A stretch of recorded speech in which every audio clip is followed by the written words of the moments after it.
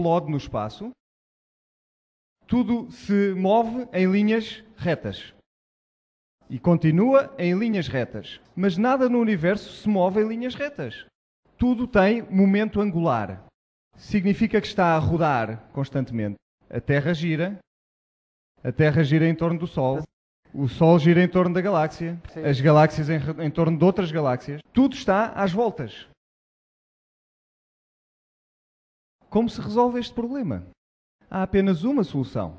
Se está tudo em rotação, então o nada regional tinha de estar também a rodar quando explodiu aquele nada. Deixem-me simplificar isto um pouco. Vamos pôr algumas crianças num carrossel. E o carrossel anda às voltas e às voltas, cada vez mais depressa e mais depressa e mais. As crianças já estão lançadas pela borda fora. Já não conseguem aguentar-se mais. E de repente explodem, não é? Saem disparadas. A lei do momento angular diz que eles vão continuar a rodar na mesma direção do carrossel. O que significa que se o nada estava a rodar no sentido dos ponteiros do relógio, tudo no universo também tem de estar a rodar no mesmo sentido dos ponteiros do relógio. Good. So I've already explained that. Mas vejam a galáxia da Andrómeda. It's Roda numa certa direção. A 14. galáxia NGC 4414 gira na mesma direção. Mas a NGC 4622 gira ao contrário. E Vênus, por exemplo, gira no sentido contrário que o planeta Terra, como Urano, como Pluto, como as luas de Saturno, por exemplo, algumas das luas de Júpiter também. Na verdade, esta lei da conservação do momento angular está constantemente a ser violada no universo. Então, o que é que a ciência tem quando então chegamos a uma conclusão de tudo isto? Nada. Começam com nada e terminam com nada. Muito bem. Quando o nada explodiu, passou por um momento chamado de inflação, criou uma espécie de sopa de quarks, que depois foi arrefecendo e que finalmente produziu os primeiros átomos. Mas só podia produzir hidrogênio. Alguns átomos, alguns podem ter-se juntado e algum hélio pode ter sido formado. A única coisa que a explosão podia fazer era criar hidrogênio. Isto, claro, admitindo que nada pode produzir hidrogênio. Do que é que nós somos feitos? Somos constituídos pelo menos por 84 elementos químicos. De onde vieram estes elementos químicos? Tiveram de ser fabricados. E a única forma de poderem ser fabricados é juntar tudo o que existe e criar uma estrela. Isso é um problema enorme para a teoria. Quando nós furamos um balão, quais são as probabilidades daquele ar que estava dentro do balão juntar-se outra vez num só ponto? Mas eles dizem que através da gravidade houve um colapso e, portanto, o gás voltou a juntar-se e fez as estrelas. Nas estrelas temos a fusão nuclear, os outros elementos foram fabricados e depois voltaram a explodir. Esse pó voltou a ser reunido e depois veio a evolução e finalmente nós estamos aqui para pensar nisso. E agora sabemos de onde viemos, se quisermos acreditar nisso. Já que estamos aqui, então agora vamos olhar para o que temos à nossa volta, para a nossa Terra. Quanto tempo é que demorou para nós chegarmos até aqui? O que é que diz a ciência?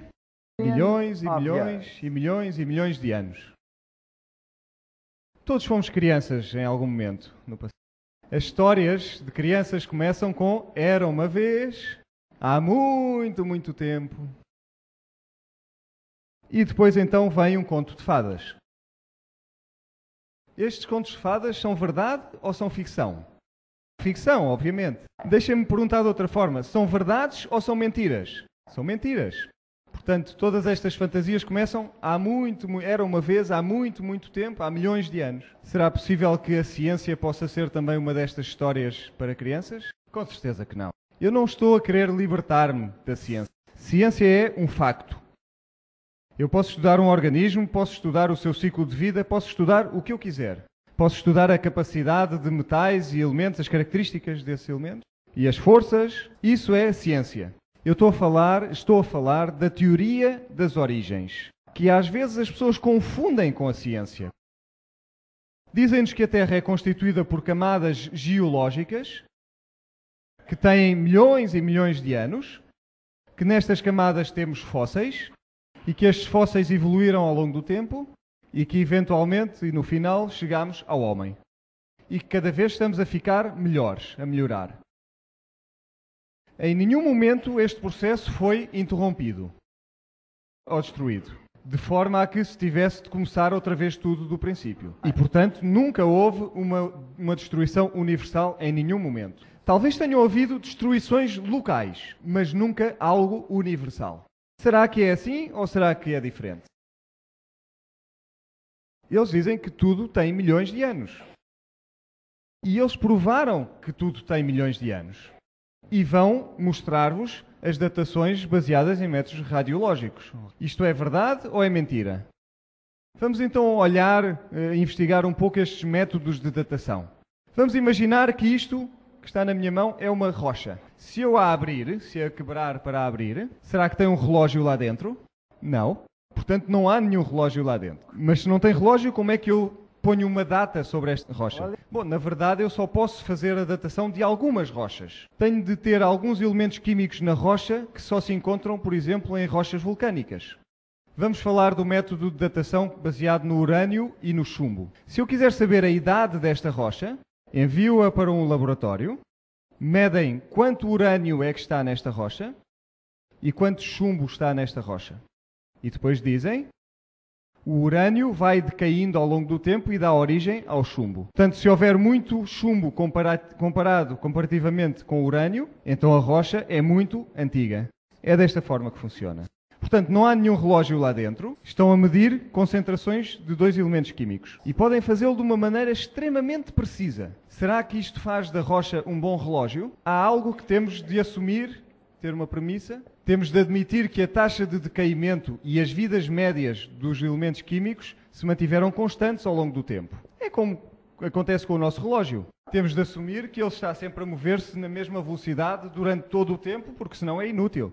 A segunda premissa é que o relógio foi acertado para zero quando a rocha foi formada. Deixa-me explicar. Se eu quiser saber a idade, o que é que eu tenho de saber?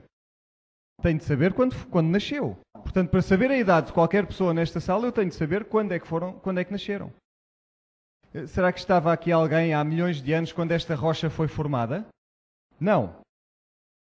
Portanto, tenho de assumir que quando esta rocha foi formada, os elementos químicos nesta rocha eram só urânio e não havia nenhum chumbo. Porque senão o meu relógio é inútil. Se existia chumbo desde o início, então tenho um relógio que é inútil. O terceiro ponto que temos de assumir, tenho de garantir que este sistema é fechado. Se tivermos um relógio de areia e virarmos, e houver um grande buraco no fundo, então a areia vai sair do relógio.